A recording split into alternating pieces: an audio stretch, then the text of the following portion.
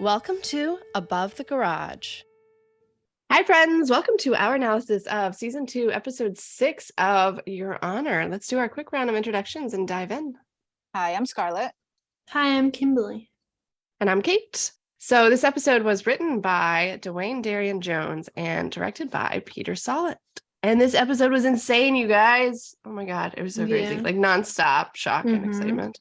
I thought the Carlo car crash was going to be like the peak excitement of the episode, but there was still like 15 minutes left after that, and then kept delivering. Mhm. I was tense all the way through the end.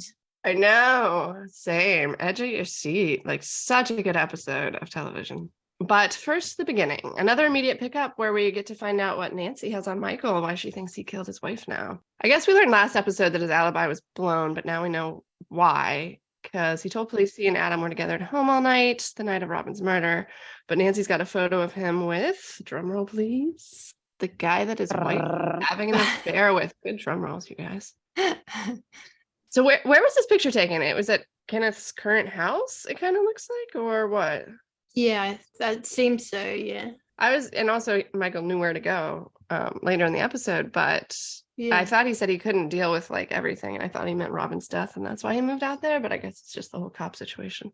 Anyway, Nancy still wants nothing more in life than Michael's reincarceration, but Michael quickly realizes she doesn't have enough to book him, and she shouldn't have even handcuffed him. It's funny when she says, oops, good delivery, Amy Landecker, but he does get to walk, and Liz is back from Baton Rouge to pick him up from the station. No. Yeah, it's interesting to find out that he actually knows who she had an affair with and Right. even like met him before. So Yeah, those are both fairly big reveals because we didn't know that Yeah. last season. Just knew that she was having an affair. And now for my favorite lighter moment in this episode, anyway, is when Michael's texting Olivia, "Fuck you," and the phone autocorrects it to "duck you," and he's so annoyed. Because why the fuck does it do that? This happens to me all the time. Obviously, I Yeah. curse far too much, but you know what word I never use? Duck. So Yeah. why does it Exactly. correct a word I use 20 times a day to a word that I have never texted in my life? They're trying to get you to stop swearing by saying duck instead. I guess. I mean, it has to be. Anyway, it doesn't work. And I fucking love this, that they included this very relatable moment. Especially when you're pissed, you get even more pissed. Yeah. So you're like, fuck you, duck you. And he'd already sent it, so he couldn't fix Yeah. it. So he's like, oh, I was perfect. And he played it perfectly. His annoyed look was like everyone's face when that happens. I really enjoyed that moment. Liz is being a little nicer to Michael this episode, which is lovely. They both want to find out who killed Robin, and Liz knows it wasn't him. The same way we know it wasn't him, even though she admits that she wishes it was for a while. So they decide to go talk to Robin's. What's the guy word for mistress? I just kept writing her affair. I thought it was interesting when she says, I knew you couldn't have killed my daughter. Like, because it shows what we talked about, that Michael is a good person. You know, they keep highlighting the things in the show where her as a mother, I mean, unfortunately in society, we usually suspect the husband. And for her to be like, I know you didn't kill her was really telling for me. Yeah, I was so glad too, because like I didn't think he did anything last episode, but there was like a tiny little suspicion in the back of my head, like, seriously, are they going to go that route? So then I was like, they are good at shocking us. Yeah. Very good. I really love the duo of Michael and Elizabeth this episode. It's really cute, actually. Me too. I do too, especially in the end. But yeah, I like them being together the whole episode. I had that note at some point too. Back at Boofa's bar, Big Mo's telling Chris and Russell to cut the shit out of the heroin she got from Roderick. Apparently it came to them cut with fentanyl, and that's the shit that kills. While they'd prefer less dead bodies in the neighborhood, they still want to unload the product, so their plan is to weaken it with baking soda, powdered milk, whatever white powder they can use to dilute the fentanyl. But this is not an exact science. Well, not without consulting a chemist like Walter White. Mm-hmm. But none of it's been measured, and all the blocks are going to be all over the place with how much fentanyl is in them, and it's just like awful. More dirty business. It occurred to me at this point, though I'm sure he'll be back, that Little Mo got out at a great time. The actual like task of cutting the heroin looks terrible by itself. Yeah. On top of the whole dead kids on your conscience thing and selling product that you know is lethal. Yeah. Does milk powder smell like milk? No, not when you mix it with all that shit. Right. Yeah. Okay. I was thinking it was going to be like a really gross, like milky snort. No. What is interesting is like how she says, I think she says 30 milligrams of heroin versus 3 milligrams of fentanyl. Like that can kill you, the 3 milligrams of fentanyl. Like, Right. It's I don't know if wild. that's true or not, but I was like, wow. I'm sure it's true. Yeah. And like you said, Kate, they're never going to know like where exactly the fentanyl is in. Yeah. Right. And that's what they said. It's like Russian roulette, right? Yes, that was a good line from Chris. Honestly, like I just would want nothing to do with that if I had a way out. But I imagine he's going to want some revenge. So I think these are the drugs, right, that they were trying to get rid of in the first place, but then they realized everyone was overdosing, so they went to Roderick, yeah? Right. So they Yes. need to get the money to get the good product from Roderick. So they're using what they Yes. know is what they've already killed people with, which is so Yes. fucked up, and all on Big Mo again, Mhm. because little Mo was going to get drugs that were going to kill you. Yeah. Mhm. I think Chris says it, you know, like she pulled the product because she didn't want people dying. That's why she's cutting it again, so she can sell it and people Yeah. don't die. She's trying to do air quotes, the good thing, I guess. No, no, no, no. More fucked upness. Yeah. I know. But in her eyes, But she knows, but they know that this is not a solid plan because they say don't distribute it around here. Take it to the city because we exactly. don't Yeah. want Mhm. anyone, and they don't want them tracking it to the lower ninth. So she knows she's risking lots of lives. What a bitch. God, I hate her now. Mhm. Little man comes out, and I enjoyed her top of the morning, little man, before she tells him to make sure he's on the bus to H-Town tonight. Yes. I still love Andrine in this role, but I do hate Big Mo now. Yeah, she's definitely gone down in the rankings. Next up, Jimmy and Carmine are having a little chat. Carmine set up a meeting with some potential investors, the Calabri family, and Jimmy does not look thrilled, but he seemingly agrees to the meeting for his father-in-law's sake. And Jimmy hasn't indicated in any way that he needs outside investors. So I think he really should cut the shit off here. He is not good at standing up to Carmine. I don't think he has a choice, though. Do you think he has a choice? I think he needs to stand up to Carmine, like much more strongly than he has. What's he going to do? I'm under the impression that they're more powerful than he is, or maybe that's the impression that they want to give us, and it's not like that. But at least in this episode and the one before, I was under the impression that they're a lot more powerful than he is. I just think he's been out of business since what, like, didn't they say the 90s or something? So I don't think that he could practically like do anything to Jimmy at this point, personally. But obviously Jimmy is allowing him to steamroll him. So you might be right. I found my favorite set, Kimberly. I really love the trees and the setting of Kenneth's place. They're so cool. Does anyone know what kind of trees those are? Because they look pretty cool. Aren't they moss trees? Moss tree. Yeah, the moss trees. They were all over Savannah. I love them. Yeah, that whole shot when they're driving in, and his house even is really cool actually on the stilts. And That's on the stilts. Yeah, I like that too. It was really cool. And we get to meet Kenneth, Robin's boyfriend. Oddly, he comes out with a shotgun, so something's up. But obviously, he wouldn't forget Michael. Liz introduces himself, and he lets them both in. She immediately sees a photograph Robin took, and we learn that Robin and Kenneth met at work. She takes photographs for his articles. Although the storyline makes it sound like she was a journalist, too. I can't remember what we learned about her career in season 1. Do we know anything else? I just vaguely remember a conversation that Adam had with Thea in season 1 when they were talking about like her photographs and stuff. But okay. They want to know why Kenneth told the police about Michael visiting him after all this time of staying quiet, but it sounds like it wasn't really him. It was an informant he used that to try to trade intel for leniency. So when Nancy came to question him, Kenneth finally told her about his relationship with Robin and the meeting with Michael that night. He seems like a good guy. It wasn't his intention to incriminate Michael, and while there's no love lost between them, they treat each other pretty respectfully throughout, which I liked. yeah, I thought he seemed like a nice enough dude. And next up, I was very excited to see another storyline that we kind of discussed tying up. Joey's back. Last we saw him was on the stand being poisoned by Michael, but he had run off with a bag of drugs sometime in season 1. And our prediction of him running off and becoming a junkie was not far off. He's a junkie now, and he's trying to find his next hit. Yes. But I really love how this show like ties up everything, and there's no plot holes, and I don't know, it's just really tight and good and excellent writing. I like that he still got a fucked up foot. He was still limping. Yeah. It is really funny that I'm pretty sure it was last episode that we were talking about where did he go, and now he just randomly shows up, and it looks like he won't be showing up again though, so I don't think so. No. It's too bad. Back at the Baxters, Carlo wants to go to the Calibre meeting with Jimmy, but he tells him to sit this one out. There was this quick moment I loved when Jimmy first sees Carlo and how genuinely happy he seemed to see him before he rejects him. But he's rejecting him to keep him out of his drug business. So I don't know. Jimmy loves his kids. I like that part. Anyway, the Calabres want to give him a generous loan in exchange for using their docks for transporting drugs. And Jimmy reminds them he doesn't deal in drugs. But Carmine's not taking no for an answer, and he suggests the Calabres go for a swim this afternoon, and then they get together for food and drinks that night to talk the deal, obviously, to give him time to bully Jimmy into it. Yeah. I like when they say, how long would you want to use my ports through the life of the loan? And then we'll keep talking about it. Like they're going to use it forever. Basically. Yeah.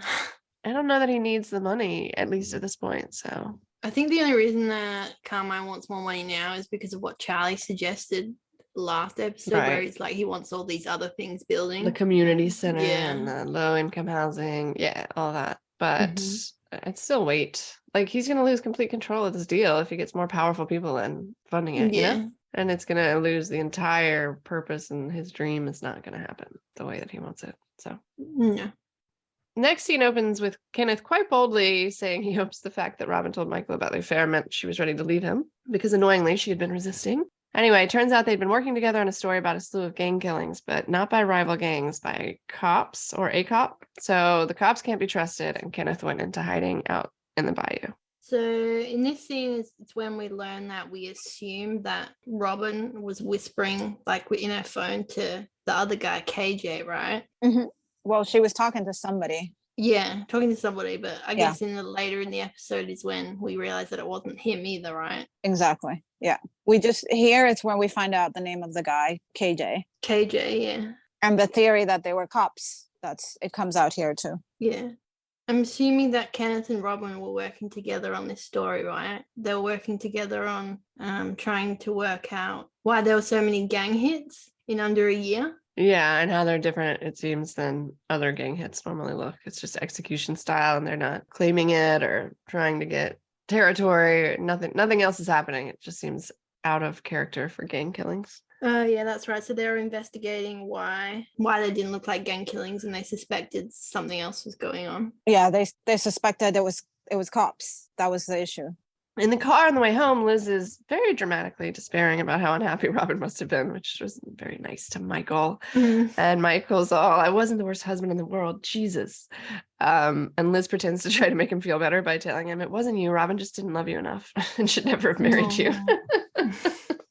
It's also mean. And she just stuck around for Adam. She sure knows how to make a guy feel good. But Liz just has to know what happened to her daughter, though. And Michael aptly replies, what if I told you it didn't help? Because he knows exactly what happened to Adam, and look at him thriving. Oh, Lord. Do you guys think Elizabeth was being mean on purpose? Because I didn't get that. I mean, what she said was totally mean. I agree. No. When she says it wasn't you, it was Robin, it was like she understood, like, her daughter, that had nothing to do with him. Like, just her daughter was just going to be who she was. And yeah, the reality is she stayed because of Adam. But no, it was cruel. But then I was just like, oh, okay. I don't think she was trying to be mean. I think she was just telling the not truth. Worrying about being nice either. And telling the truth. So yeah. I wonder if Robin got pregnant, like, before they decided to get married or and then she was kind of just stuck with him because of Adam, maybe. And it sounds like he tried to get her to stay, because that was the one regret he said, is maybe I shouldn't have tried so hard to keep her. So he loved her. But it's all sad, and I felt bad for him in that passenger seat. Felt like he was like a little boy.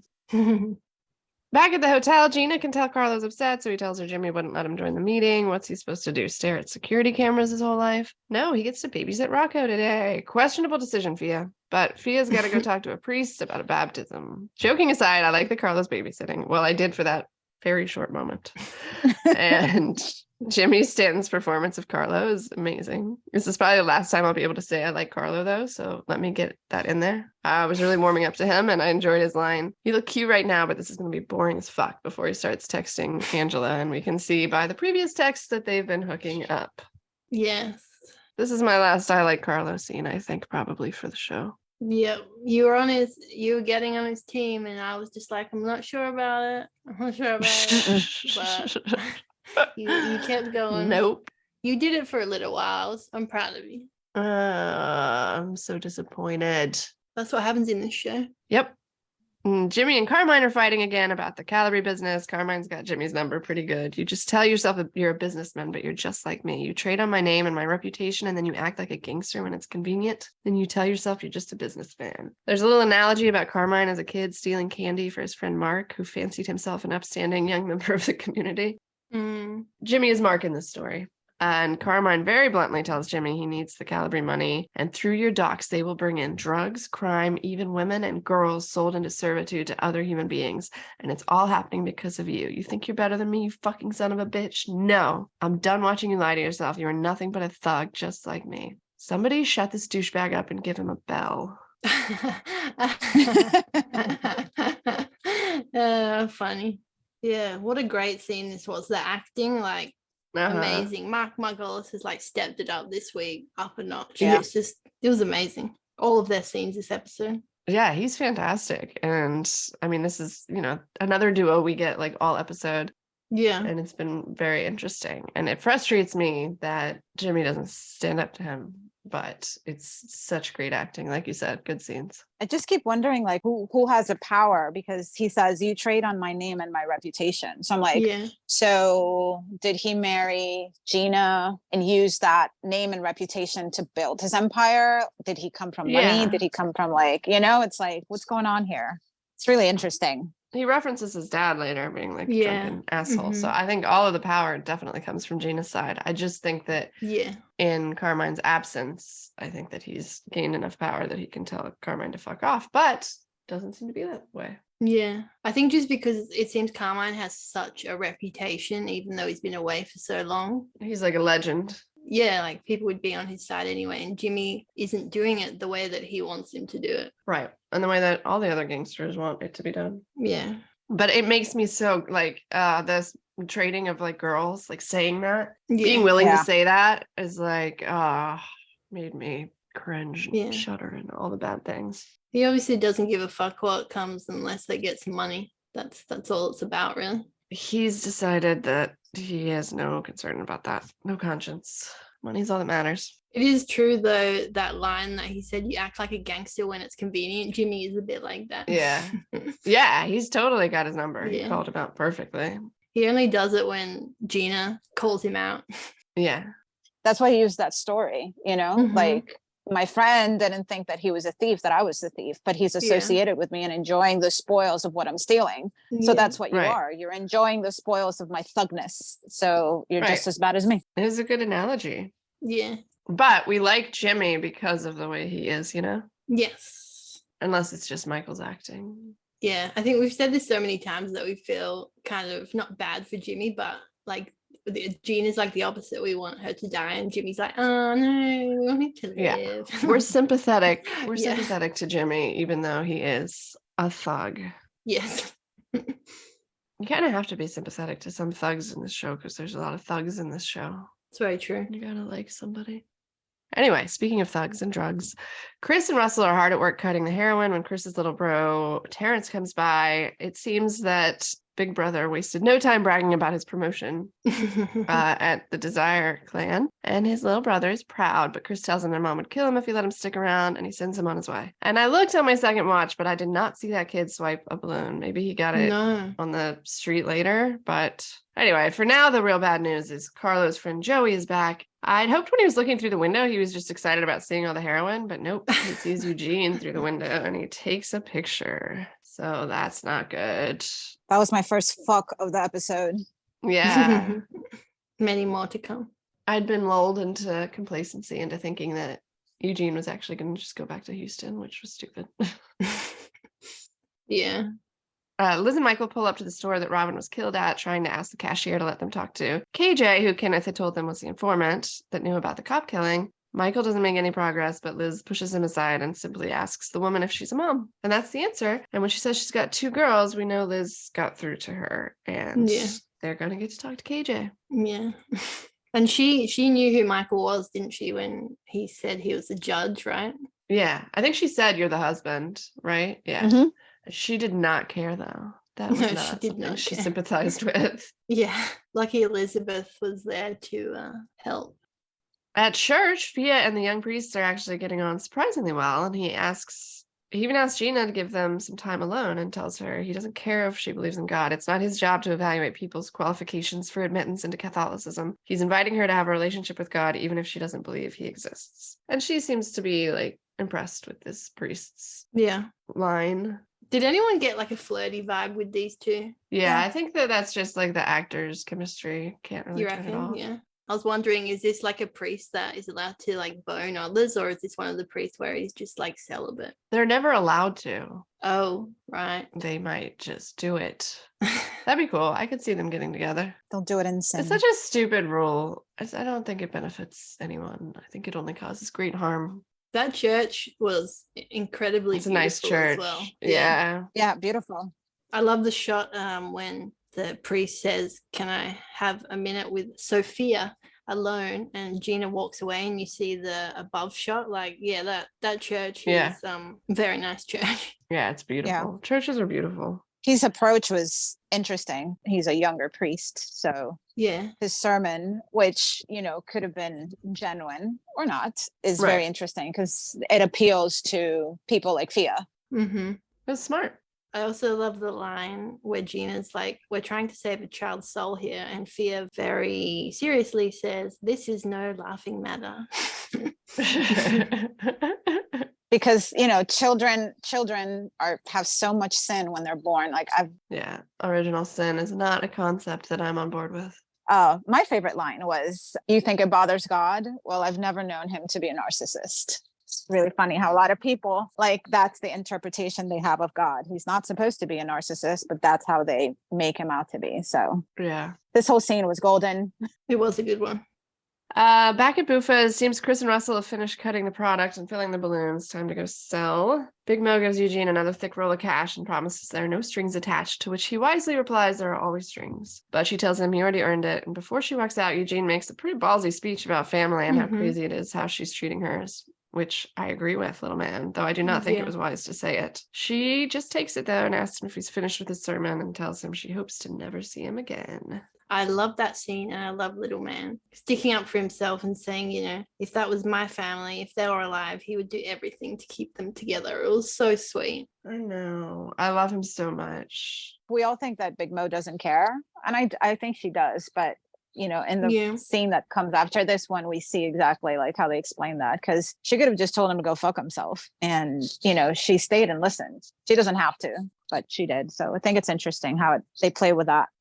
Back at the hotel, Carlo and Angela are about to fuck when Joey calls him and tells him to come outside. Angela's pissed when he suddenly just leaves her with the baby. Like, she's like really pissed. But Carlo doesn't care, and he goes outside and starts to punch Joey. And he doesn't believe him when he tells him about Eugene until he shows him the photo. And for some fucking insane reason, he lets Joey drive. Yeah, what the actual heck? He makes bad decisions, Carlo. Like rolling up into enemy territory. Bad decision. Poor Angela. Yeah, I don't know if I liked her that much because she was so pissed about being left with the baby. I don't know why. Somehow that made me dislike her. Well, I mean, like, if I was just about to bone some dude, like, and he just runs out and like he doesn't even give you an explanation. Yeah, like, take care of this baby. I'm not your babysitter. Now Russell picks Eugene up to take him to the bus, and of course Carlo and Joey are behind him. Joey suggests ramming the shit out of him right now, but Carlo tells him just to shut the fuck up and just stay close to them. Carlo's going to shoot Eugene when he sees an opportunity. So this is all very sad. KJ shows up at the convenience store that Liz and Michael are waiting at, and then he realizes he's been tricked into this. He tells them to go back where they came from, that the answers don't help, because he's known the answers and his life has been shit ever since. But Liz hits the mama angle even harder this time, and she threatens him that he will get no peace until he tells her what happened to Robin. At the new bar, Janelle can tell something's off with Big Mo, and she tells her she's got such a good heart she doesn't have to turn it off. If you do that long enough, you'll forget how to turn it back on. Big Mo's past the point of redemption for me, although I suspect the speech from Eugene and now Janelle may be foreshadowing a change for her. Yeah. So we shall see. I thought that last episode when Big Mo went out to the car to meet with Janelle and she was like, but it's your blood. But then, she basically didn't listen to that. So maybe this time. No, she did not. Well, she does say it's the only way to do the job, and it's right. It's the only way for her to do what she does. She cannot do what she does, and she can do something else, but I don't think it's the only way. She didn't have to act like that with Little Mo or Trey or Sheila. She could have done the job without fucking them over. She could have sold just made the drug deal, but instead she did her job shittily and got everybody in trouble. So I respectfully disagree. The only thing I would be unsure of is that if she has to set an example for him to all the other guys looking on. So like obviously Little Mo did something, which I don't really think he did that much, but then all the other guys in the gang. Only with the Eugene situation, yeah. I mean, he didn't do anything wrong in the drug situation, but yes, with the Eugene situation. Yes, I don't condone it, but I'm guessing that's probably why she would have to do it. That's the justification of, why she does what she does, So, yeah. Back in the car with Eugene and Russell, Eugene's getting his drawing book out of his bag, presumably to draw himself in a bar with blocks of heroin and hundreds of tiny balloons, when they very suddenly get smashed the fuck up. Carlo seems to be in a lot of pain and trying to get out of the car to get his gun, which is on the pavement, but he's not moving as quickly as Eugene in the other car, which is upside down now, by the way. But little man manages to get his belt off, drop to the ceiling, which is now the floor, and climb out through the broken glass. Carlo's looking at his gun when we just see Eugene's shoes walk into the shot, and then his hand pick up the gun. I liked those shots. Yeah. He raises the gun, points it at him, and Carlos spits out, "Fuck you." And Eugene's response is everything I want to say. And Benji in this scene is amazing. Yes, amazing. Amazing. You killed Kofi. You beat my brother to death for no fucking reason. Then your daddy blew my mama's house up, killed my whole family. What did we ever do to you, huh? And after all this, you are trying to fucking kill me? So fuck me? No. Fuck you. And it's just so good. It's like my favorite scene. I had to rewind and watch it again. Yeah, it was great. Eugene's really, really gruesome balls this episode, telling people what he really thought. He's such an excellent human being. I can't even. And he holds the gun forever, and we're wondering if he's going to kill him till he lowers it. Carlos had his eyes shut, waiting for the bullet until he hears the gun hit the ground, and Eugene starts running again. He didn't kill him. He's running a lot. He's running a lot. What did you guys want him to do? I don't know. I was yes, no, yes, no, yes, no. I don't know. I did want him to kill him, like Scarlett said, but then I thought that's not Eugene. Yeah. That was me too. I wanted him to kill him, and then I didn't. The longer he held it, I wanted him to be like the good human that he is and be down with murder. But that was on the grounds that it turned Carlo into something more resembling a human being. And since it didn't, I know retroactively, I really wish he'd killed him. Yeah. That's my thought. Badly, I wish he'd killed him. I'm surprised that Russell got out pretty unscathed. Like, I thought he was dead for sure. I thought he was dead too. Yeah. So that's good. Obviously, Joey wasn't wearing a seatbelt because like the shot that we see of the car, Joey's like whole body is through like the front windscreen. I noticed Carlo was wearing a seatbelt, but I can't remember if Joey was. Yeah, I don't think he was. Yeah, he doesn't seem like the type to think about that kind of stuff. Back at the location of Robin's murder, by the way, maybe not the smartest place to have this conversation. But anyway, KJ tells him the cop was his dealer, traded him drugs for information. And when he ran out of information, he traded in other favors, obviously sexual. Michael asks him, so you had a relationship with this guy? And he says it was a fucked up situation. But I really respect how this guy makes eye contact while telling this fucked up story. Anyway, this cop trusted him and ran his mouth nonstop down to relaying his execution-style murders. KJ decides he's out, he's done, he's gonna get clean. So around the time he's trying to get clean, Robin called him and told him that she was doing a story on these cops killing people. Sounds like he was willing to talk to her first, and then he got cold feet, but she found him that night at this convenience store. Unfortunately, the cop is hot on her tail. Although he was in a mask and gloves, KJ says he knows that it was him, and he shot her before she had any idea what was coming. They beg him for the name, promise to never reveal his name, and he tells them Detective Walter Beckwith. I mean, the upside is she learns that Robin didn't even know she was going to die, right? She didn't suffer. But we find out that they all thought that was the person that she was talking to that night, and KJ said that no. She wasn't talking to him. So whoever she was talking to that night was a person that ratted her out and followed her there. So I feel like that's going to be a big reveal just because we've already got two people that are not the person she talked to. So I feel like this next person might actually be someone we might know in the show. Yeah. I was surprised that we kind of got the whole story so quickly, but you're right. The one thing that we still don't know is who she called that night, because it wasn't Kenneth and it wasn't KJ. So like you said, that'll be a big reveal. I like that they called the guy Walter. I was like, I wonder if that was intentional. And they did that because of Breaking Bad. We do love Breaking Bad. We haven't heard that name yet in the show, right? Detective Walter Beckwith. We have no idea who this person is. No, I don't think so. I went to have a look at the other cop that was in season 1. And yeah, that's not his name. So Brendan? yes, that's right. Yes. So was KJ going to go to jail? Was that the point? Like, didn't he say something like when he got out? When I got out. Yeah. I know. Yeah. I wondered that too, because I don't think it was part of the story. So either jail or rehab or So was he just going to go to jail because he stopped with the cop? I guess, but here he is free and the cop hasn't killed him, and I'm surprised by that. The whole mood of this scene and meeting behind the store, like you said, wasn't a great idea. But yeah, the whole mood of the scene, the lighting, the way it was shot. And it's cool. And it's cool to be on the spot where she died too, even though it's not smart. When they found out more information, they held hands. Oh, Michael I know. and That was Elizabeth. cute. That was really cute. That's how they've been like all episode. Yeah. I'm glad they're getting along better because I was a bit sad previously. Back at the hotel, there's a baby like screaming bloody murder, like so loud. And Fia and Gina come in and find the concierge taking pretty shitty care of baby Rocco because she doesn't know what to do. Not her fault. I thought she had left the baby alone Oh, you thought she wasn't going to be there? because he was crying so much. I'm like, did she really leave the baby alone? Like, oh shit. I know. That was my first thought when they were in the hallway and they heard the crying. So at least she's still there. But obviously Fia's pissed that he took off. The conversation before with Gina and Fia was funny because she's like, does it feel awkward seeking spiritual advice from someone who's half your age? And Gina's like, you need to check your math. Oh, yeah. Like, I'm not that old. They do actually have some funny lines between them, Fia and Gina. Yeah. Hope and Lily are good together. They are. At the crash scene, we see the EMS attending to Russell. They called Rudy because they knew Russell was part of Desire. It was interesting to me, like the whole police knows that he works with Desire. That's weird. Yeah. But they assume the driver of the other car was intoxicated, and Rudy finds Eugene's bag in the car and his book of drawings. Those fucking drawings, Eugene. It's chilling, though, when he lands on the one of the grave with Eugene's name on it. Yes, those drawings have finally come back to bite Eugene in the ass. Yep. Once again. We were right about the drawings. We were. Damn it, Eugene.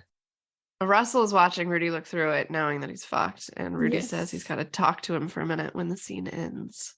And then you quickly see Eugene's at the bus station. Getting ready to board another bus. I was also even thinking, like, I would not get on a bus to Houston either. I'd get the fuck out of there in some other direction right now if I was him. Big Mo gave him some cash, didn't she? So yeah, take an Uber to like somewhere far away first. Get an Uber. Yeah. Seriously.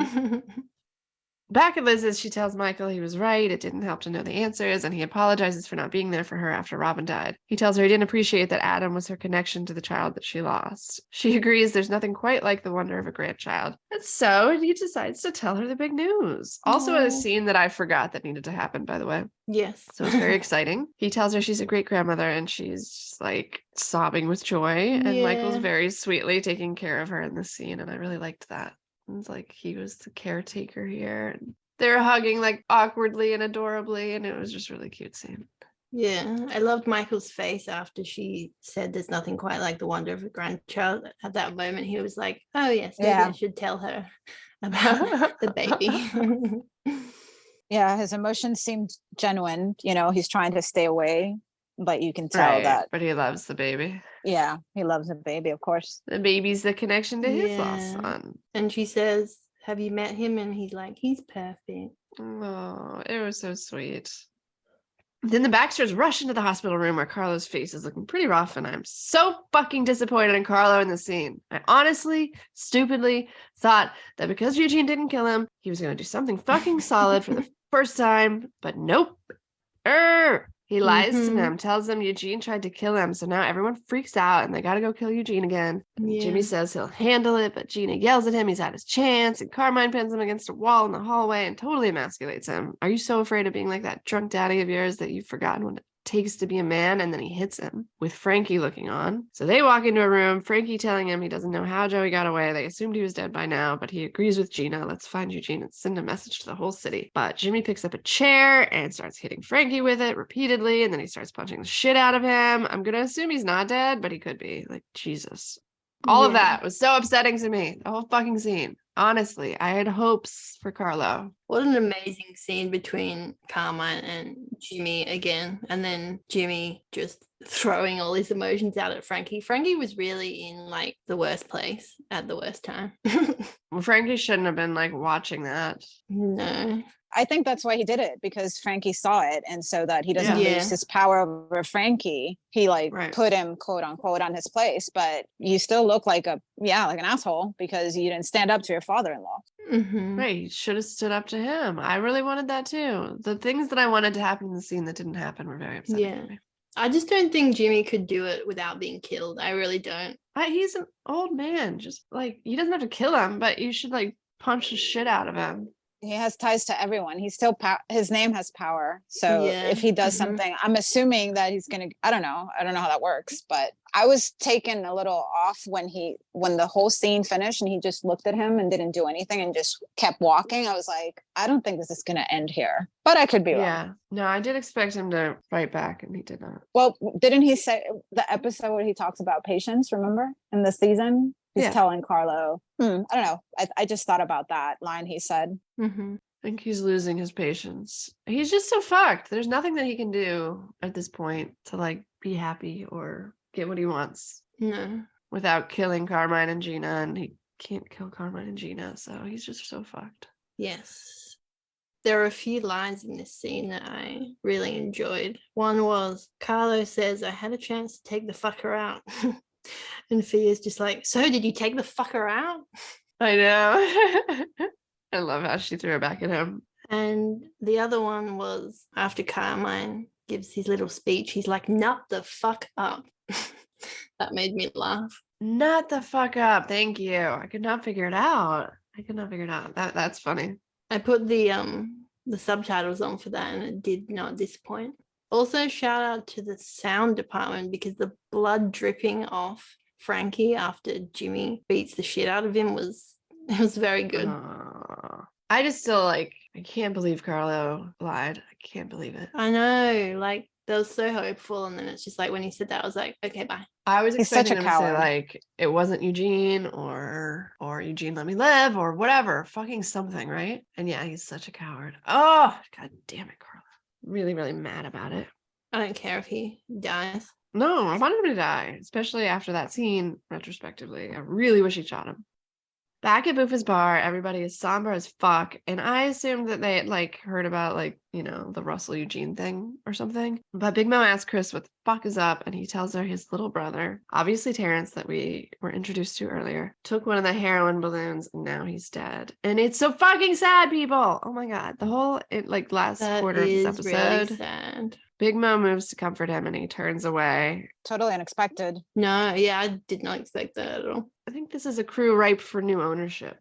Yeah. Oh, I can't believe his little brother died. He was so cute. He was really cute. And I think, like you said, he turns away from Big Mo's comfort. So I think everyone, is realizing that something's wrong here. Right. I like how somber, like all of his friends were too, though, you know? Yeah. Everybody was like fucking depressed and not speaking or doing anything. And it's just like everybody's getting it.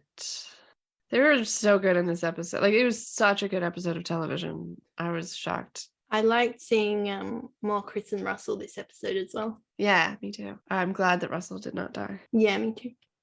And then Michael does something that annoys me in movies and television. He calls Nancy and he tells her he knows why she couldn't solve Robin's crime because the killer was one of her own. But he doesn't tell her who, agreeing to come to the station to tell her. I hate you like that because inevitably something happens to the person who has withheld the information. If they just shared the information immediately, it could all be handled. But since it's Michael, I seriously doubt he's going to die before he gets to the station. No. Although who knows after this crazy episode. Do we think that Walter is this guy's real name? Yeah, I think so. I kind of thought Nancy might be involved. Yeah. I didn't like, can you come to the station? Like, I don't know. It could just be like how you see it in so many movies. But yeah, I do feel like something is definitely going on. Something strange is going on there. Yeah, maybe she's involved. I thought back to this line because I saw the previews for the next episode. So I was like, something that there, I don't know if you guys saw it, something there was like, wait a minute. No. For some reason, I just have this weird feeling that Walter might be a fake alias, and I'm probably completely wrong. But for some reason, I just thought maybe it's that Brendan cop from last season or Rudy. Yeah, but I mean, this guy had a long relationship with him. I would think he'd know his name, but who knows? Yeah. I mean, I think they're all involved. Yes. Be interesting to find out.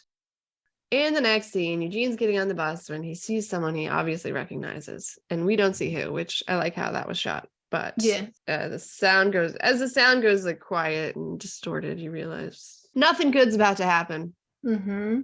And as he moves his head closer to see the guy, he's suddenly hit with a bullet and slammed back into the bus. Then we see Rudy holding the gun. Oh my God, this is all my fault for deciding little man had a chance at survival last week. Kingston. After we see Rudy go to the crash scene, yeah, I kind of totally forgot about that because I think one of the next scenes was Jimmy and Carmine. And then for some reason, I just thought, oh, I hope this isn't Jimmy. Then when it was Rudy, I was like, oh, yeah, of course. Yeah, a lot happened. And there was like 5 minutes in between. I do think that he got hit in the shoulder, though. So that's a good sign. Did you think that immediately? I thought he was dead immediately. I immediately thought that was it. I rewinded it and checked where the bullet hit, and it wasn't his heart. So yeah, I thought he was dead. But it was really shitty that they made us like him even more right before they shot him. Because come on, people. But yeah, so I thought he was dead. I actually like walked away, did some other stuff, mad about Eugene before I came back and remembered that I hadn't seen the trailer yet. And obviously the trailer tells us he's not dead. So yay. Yeah. I spent a solid 15 minutes pissed off at Eugene dying before I realized. They're doing construction next door, and I was watching it at home instead of work. And when he got shot, I was like, no. And then all of a sudden I hear, is everything okay, from my neighbor? I'm like, yeah. Sorry. That's funny. That's really funny. I had to watch the previews, and I've never been so happy after watching previews. I was like, oh, okay. I can't believe I tortured myself. All right, I think that's a wrap on our analysis of season 2, episode 6 of Your Honor. Come back next week for episode 7. I can't wait to see what happens. Thanks for listening. Bye. Bye. Bye.